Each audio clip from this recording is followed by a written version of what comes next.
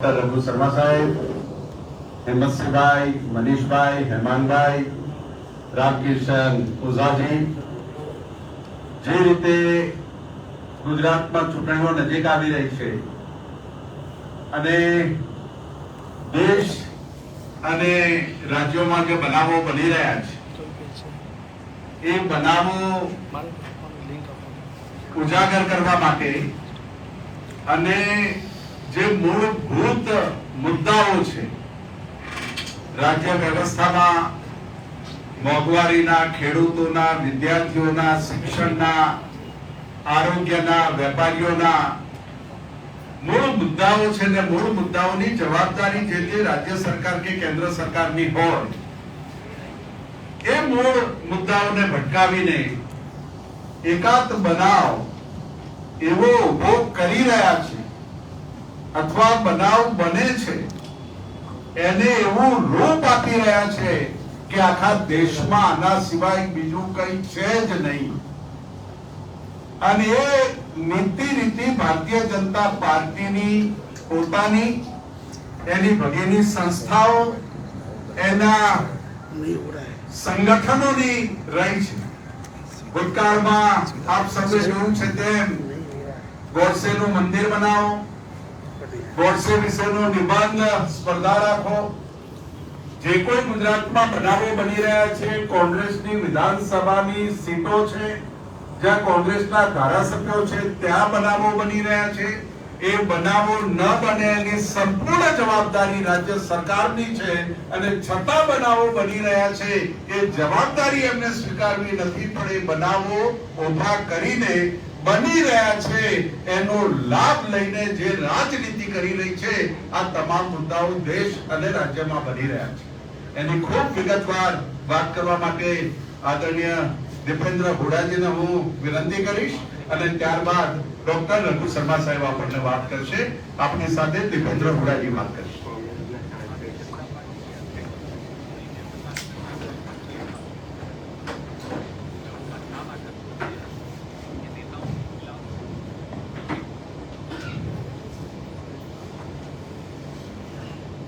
आप सबका हार्दिक धन्यवाद. आज आप कांग्रेस पार्टी की, अखिल भारतीय कांग्रेस कमेटी की इस प्रेस वार्ता में पहुंचे, आपने समय निकाला है. अखिल भारतीय कांग्रेस कमेटी की तरफ से मैं आप सबका हार्दिक धन्यवाद करता हूं. हमारे मध्य में गुजरात के प्रभारी एआईसीसी के वरिष्ठतम नेताओं में जिनकी गिनती होती है, हमारे नेता आदरणीय रघु शर्मा जी, हमारे गुजरात प्रदेश कांग्रेस कमेटी के अध्यक्ष आदरणीय जगदीश ठाकुर जी, गुजरात प्रदेश कांग्रेस कमेटी के नवनियुक्त कार्यकारी अध्यक्ष हिम्मत सिंह जी, मनीष भाई जी, हमारे ओझा साहब और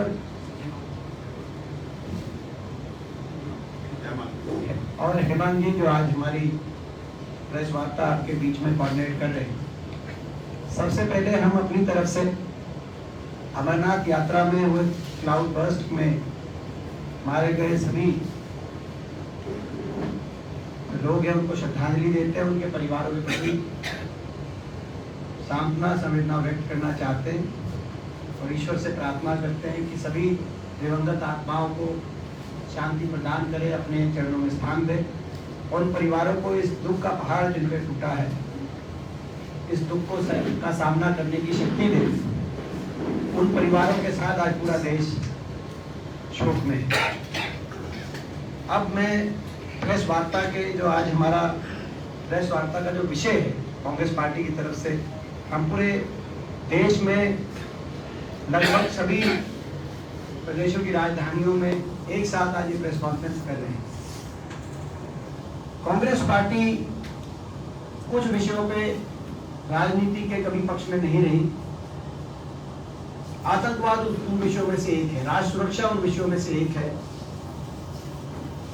लेकिन राष्ट्र सुरक्षा, आतंकवाद ऐसे विषय भी हैं जहां हम मानते हैं राजनीति की नहीं लेकिन राष्ट्रनीति की आवश्यकता अवश्य इन विषयों पे होती है। राजनीति अर्थात सभी मिलकर राष्ट्र सुरक्षा, आतंकवाद के लिए जो नीति बने उसमें सभी का दृष्टिकोण लिया जाए, एक मत से सर्वसम्मति से इन नीतियों की तरफ बढ़ा। ये नीति रही है, हमारा सिद्धांत रहा है। साथ ही हमारा सिद्धांत रहा हमारी पार्टी का कि नफरत की विचारधारा को नफरत से नहीं बल्कि राष्ट्र प्रेम की विचारधारा से, नफरत की विचारधारा का राष्ट्र प्रेम की विचारधारा से, ये मूल सिद्धांत महात्मा गांधी जी, सरदार वल्लभ भाई पटेल जी, आज उनको हम नमन करते हैं। आज उनकी एक ऐसी धरती, जिस धरती ने भारत के दो महान सपूतों को जन्म दिया था, उन द्वारा दिया गया ये सिद्धांत है जो मैंने कहा। ये हम इन सिद्धांत पे चलते हैं। लेकिन आज जो हालात है, जिस तरह की घटनाएं आतंकियों और अपराधियों के तार जिस प्रकार से भारतीय जनता पार्टी के संगठन से जुड़े होने की खबरें एक के बाद एक आ रही है, ऐसे में एक जिम्मेदार विपक्ष, एक राष्ट्र के प्रति समर्पित विपक्ष के नाते हम अपना दायित्व मानते हैं कि हमें देश की जनता के सामने और भारतीय जनता पार्टी के सामने कुछ प्रश्न जरूर रखने चाहिए। आज हमें बहुत दुख है, हमें बड़ा दुख होता है जो हम देखते हैं कि अलग अलग जगह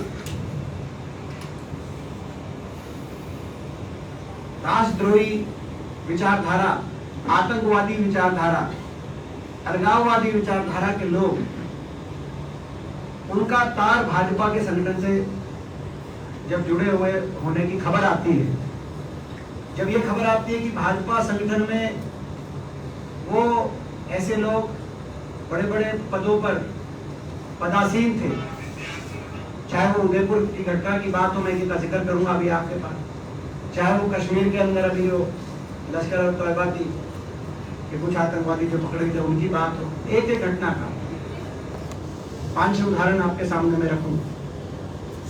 जब ऐसे खबरें आती हैं तो हमें बड़ा दुख होता, देश को बड़ा दुख होता, स्वाभाविक सी बात है। ये भाजपा के लिए भी, देश के लिए, देशवासियों के लिए तो ये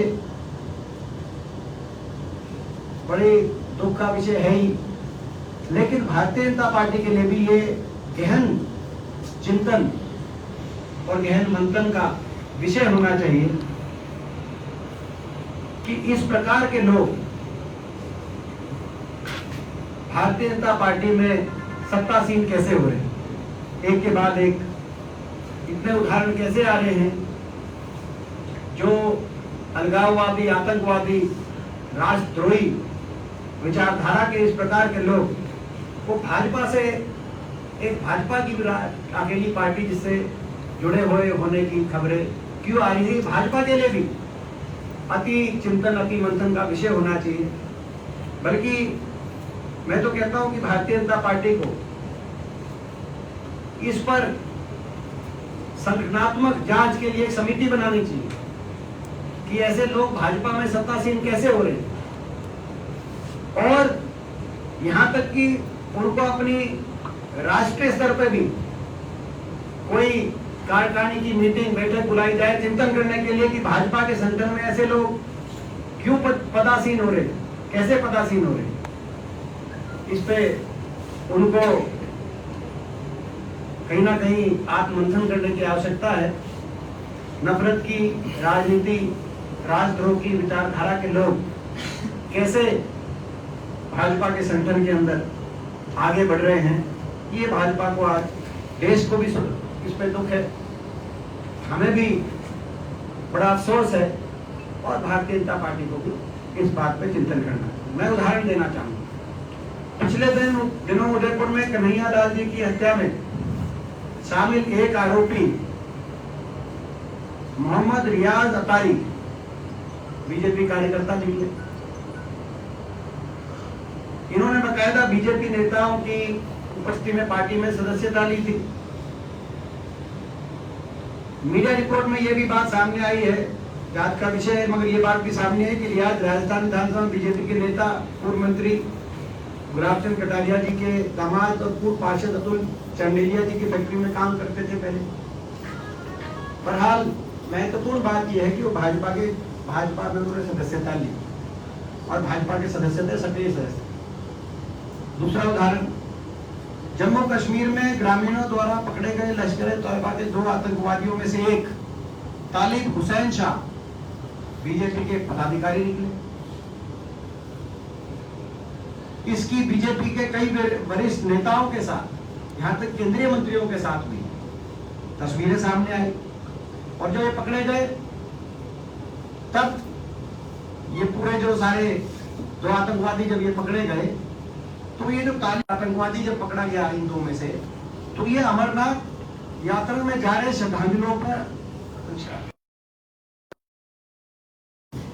इसी प्रकार से 2020 में जम्मू कश्मीर में आतंकवादियों को हथियार मुहैया कराने के आरोप में भाजपा के पूर्व नेता और सरपंच तारिक अहमद मीर को गिरफ्तार किया गया। तारिक अहमद पर हिजबुल कमांडर नवेद बाबू को हथियार देने का आरोप था, जो आतंकियों की मदद करने वाले डीएसपी देवेंद्र सिंह के साथ गिरफ्तार हुआ। ये वर्ष 2020 की बात। इससे पहले 2017 में, वर्ष 2017 आप सबको याद होगा, वो भी बड़ा बहुचर्चित मामला था। मध्य प्रदेश एटीएस की टीम ने अवैध टेलीफोन एक्सचेंज का पर्दाफाश करते हुए आईएसआई के 11 संदिग्धों को, आज जो आईएसआई से जिनके तार जुड़े हुए थे, गिरफ्तार किया था। इसमें एक बीजेपी आईटी सेल का सदस्य ध्रुव सक्सेना भी था, जिसकी राज्य के तमाम बड़े भाजपा के नेताओं सहित भाजपा के मध्य प्रदेश के मुख्यमंत्री जी के साथ तस्वीरें। इसी प्रकार से 2017 में असम में भाजपा नेता निरंजन होजोई को एनआईए की विशेष अदालत ने आतंकियों को आर्थिक मदद देने के आरोप में उम्र कैद की सजा सुनाई थी। इनमें 1000 करोड़ के वित्तीय घोटाले एवं टेरर फंडिंग के मामले में दोषी पाया गया था। इन फंडिंग से मिले पैसों से आतंकी हथियार आदि खरीदते थे, जिसका इस्तेमाल देश में तैनात सुरक्षा बलों के विरोध में होता था। वो भी भाजपा के निकले थे। इसी प्रकार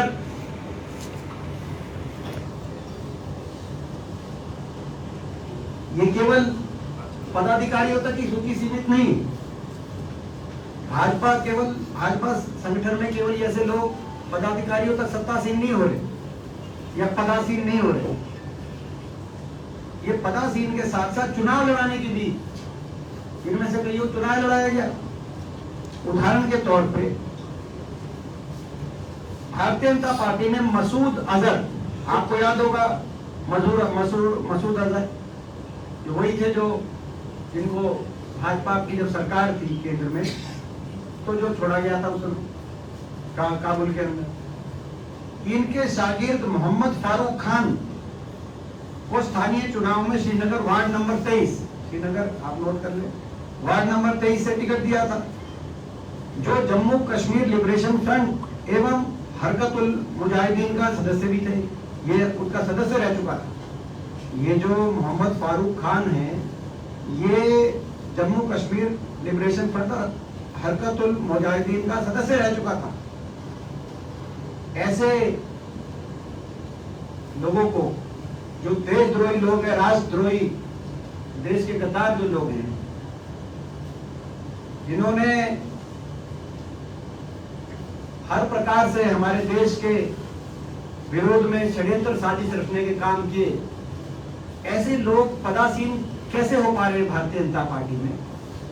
हमें भी बड़ा अफसोस है, क्योंकि वो एक राष्ट्रीय पार्टी है और आज देश की सत्ता में, देश के लोग भी इसमें बड़े दुखी हैं कि ऐसे लोग भाजपा के संगठन में पदों को कैसे प्राप्त कर रहे हैं।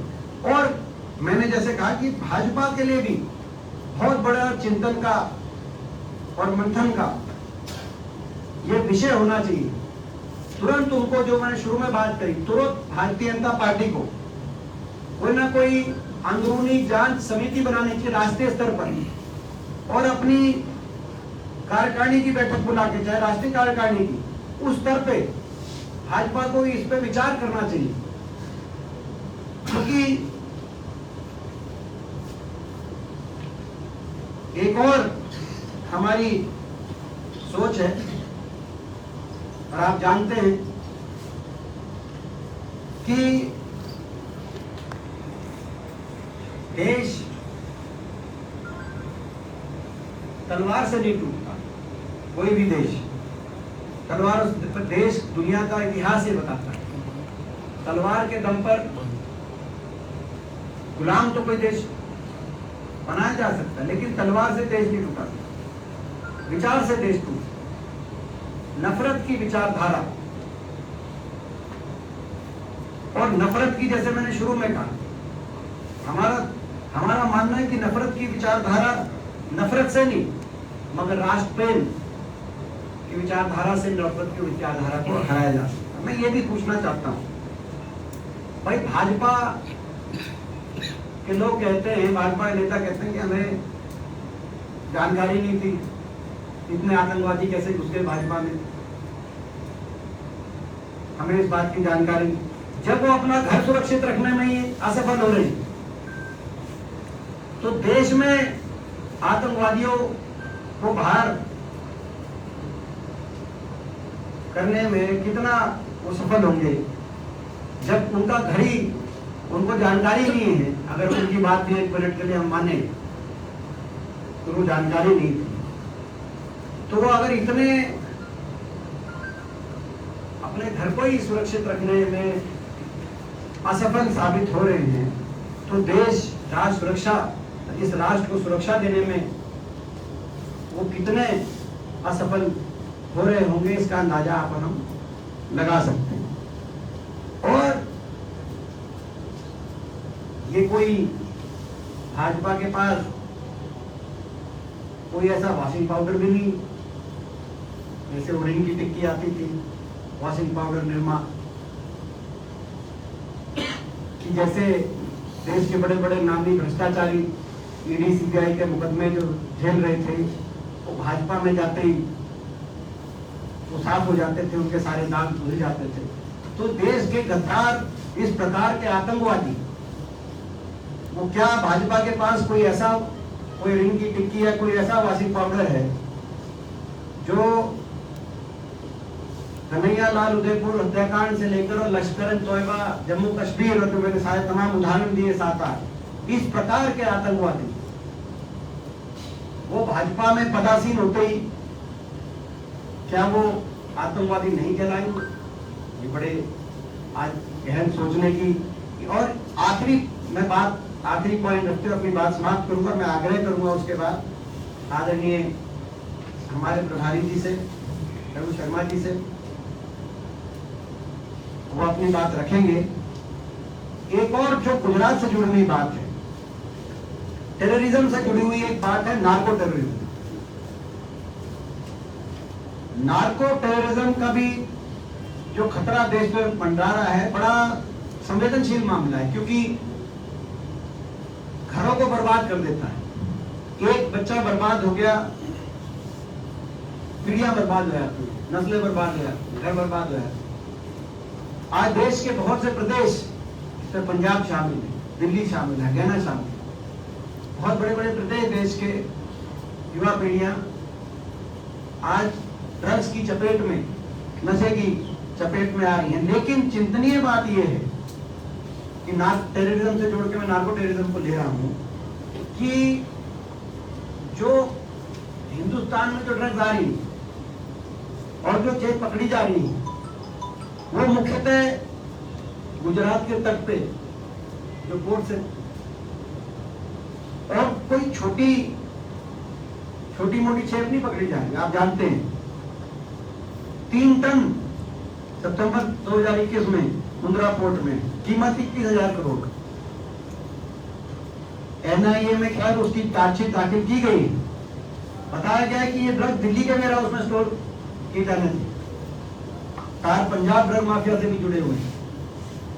कांडला पोर्ट में 350 किलो हीरोइन, ग्राम नहीं किलो, अप्रैल 2022 में कीमत 2000 करोड़। ये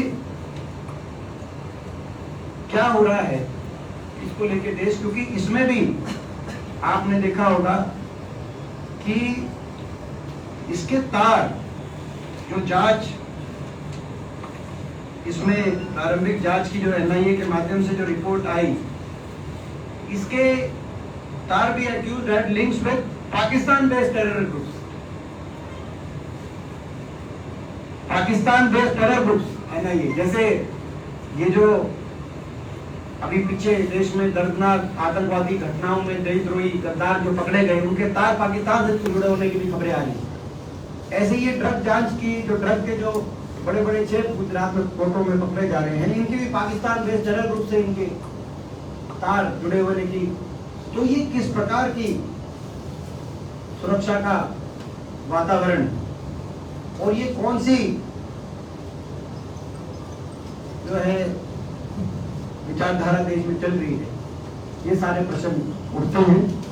मैं और अपनी बात समाप्त करते हुए आग्रह करूंगा, हमारे जैसे मैंने कहा कि कांग्रेस पार्टी के देश के वरिष्ठतम नेताओं में जिनकी गिनती होती है, उनसे आग्रह करूंगा, हमारे प्रभारी जी रघु शर्मा जी से, वो अब आगे की बात है।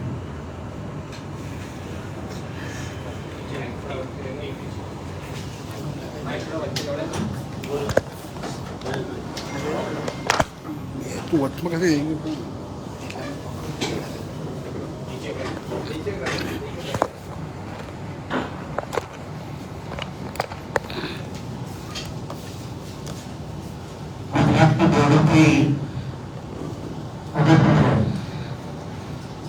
और मैं भी राजस्थान का रहने वाला हूँ। जो घटनाक्रम हुआ उसने पूरे इंसानियत को शर्मसार किया। ऐसा दर्दनाक हादसा मैं समझता हूँ मानवता पे इतना बड़ा कलंक है। पूरा राजस्थान, पूरा देश इस घटना से चिंतित भी हुआ। सवाल यह है कि इसमें भी भारतीय जनता पार्टी ने राजस्थान में राजनीति करने की कोशिश की। किरदार 4 है। एक जिसकी हत्या हुई वो कन्हैयालाल, भारतीय जनता पार्टी का आदमी। हत्या जिसने की वो भारतीय जनता पार्टी का आदमी। मोर्चा जो निकाल रहे पूरे राजस्थान में वो भारतीय जनता पार्टी के लोग। और चौथा किरदार है सरकार का। वो हमारी सरकार है, संवैधानिक ड्यूटी हमारी निभाने की हमने जिम्मेदारी पूरी की। 3 घंटे के अंदर सारे अपराधियों को अरेस्ट कर लिया गया। जो पुलिस की लापरवाही रही उनके खिलाफ एक्शन लिया गया, सस्पेंड किया गया उनको। फास्ट ट्रैक अदालत में ये केस चले और चल रहा है। जिस ढंग से ये हत्या करने वाले व्यक्ति को गिरफ्तार किया गया, उसके जितने साथियों को तत्काल गिरफ्तार किया गया, कोई गुंजाइश बचती नहीं। मुख्यमंत्री को पहुंच गए वहां, उसके बाद तो बीजेपी के नेताओं को भी जाना पड़ा। लेकिन सरकार अपना संवैधानिक दायित्व एक तरफ निर्वहन कर रही है, दूसरी तरफ बीजेपी क्या कर रही है? अरे जिसकी हत्या हुई वो तुम्हारी पार्टी का आदमी, जिसने हत्या की वो तुम्हारी पार्टी का आदमी। गुलाब चंद कटारिया जी जो हमारे राजस्थान के नेता प्रतिपक्ष हैं, मैं उनके दामाद को भी जानता हूँ, उनको भी जानता हूँ। उनका भी एक वीडियो आया सामने और वो कह रहे, ये नहीं कह रहे कि मुझे अफसोस है, वो ये कह रहे कि एनआईए मेरी भी जांच करे। मतलब आप हिम्मत की दाद देता हूं उनकी, वीडियो जारी करके कह रहे हैं कि एनआईए में हिम्मत है तो मेरी भी जांच कर ले। इसका मतलब एनआईए में हिम्मत नहीं है ना, एनआईए ने उनसे कुछ पूछा है। भारतीय जनता पार्टी का ऑफिशियल पदाधिकारी है वो, और उनका परिवार आसीन में रहता है। कत्ल करने वालों का परिवार से सालों से उस आदमी का कोई नाता नहीं है, परिवार ने इसलिए दूर कर दिया, उसकी गतिविधियां संदिग्ध है, तो वो भारतीय जनता पार्टी के अल्पसंख्यक मोर्चे का पदाधिकारी कैसे बना? भारतीय जनता पार्टी ने स्क्रीनिंग छोड़ दी क्या? कोई आदमी पदाधिकारी बन सकता है बीजेपी का? एक शर्म आने वाली घटना पर आज भी मुझे अफसोस है। जयपुर का स्टैच्यू सर्किल हो, राजस्थान का कोई शहर हो, हनुमान चालीसा पढ़ रहे हैं। किसके खिलाफ पढ़ रहे हो भाई? सरकार अपना दायित्व पूरा कर रही, तुम्हें तो पश्चाताप नहीं है, हनुमान चालीसा पढ़नी चाहिए। तुम्हारी पार्टी जिस तरह का खेल नफरत का पैदा करने के लिए देश में कर रही है नाटक, उसके लिए आपको पश्चाताप करना चाहिए। और देश की सत्ता में आप बैठे हो, एनआईए आपने भेजा है।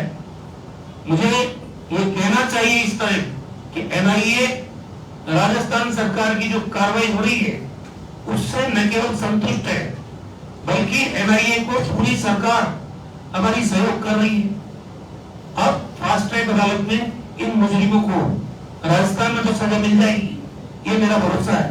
लेकिन देश में जो घटनाएं अभी आपको डॉक्टर साहब ने बताई, उस पर भारतीय जनता पार्टी की खामोशी देश को चिंता में डालने वाली है कि नहीं है, ये पूरे देशवासियों के सामने आज एक बहुत बड़ी चिंता का विषय है। ड्रग्स गुजरात में पकड़ी जा रही है, सरकार ये डबल इंजन की सरकार की बात करते हैं, ये डबल इंजन सरकार है गुजरात के अंदर। फिर क्यों बार बार गुजरात में ही ये सब पकड़े जा रहे? देखिए ना, यहां बेरोजगारी बढ़ रही है, लोग परेशान हैं, ऐसे में ये नशा गुजरात के माध्यम से देश में जा रहा है। क्या बीजेपी के लिए चिंता की बात नहीं?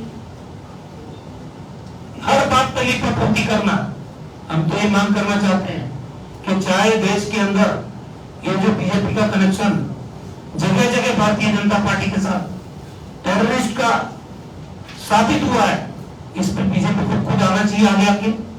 राष्ट्रीय पार्टी है, देश के अधिकांश राज्यों में सत्ता में, जब आतंकवाद पे आप बहुत ज्यादा चिंता व्यक्त करते हो तो आप खुद सारी स्थितियां बीजेपी को आगे आके स्पष्ट करनी चाहिए कि हमारा क्या लेने देना है, कैसे बीजेपी का पदाधिकारी बन गया।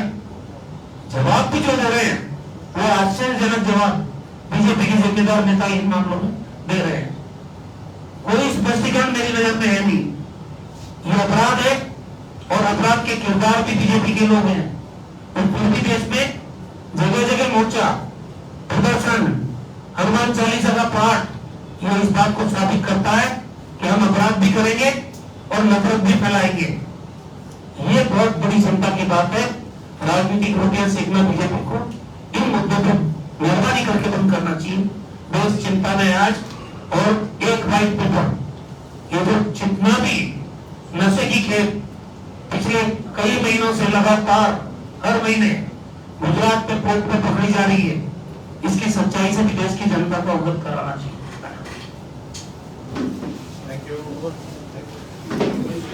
रघु शर्मा जी, जिस तरह आपने बात की अभी, तो भाजपा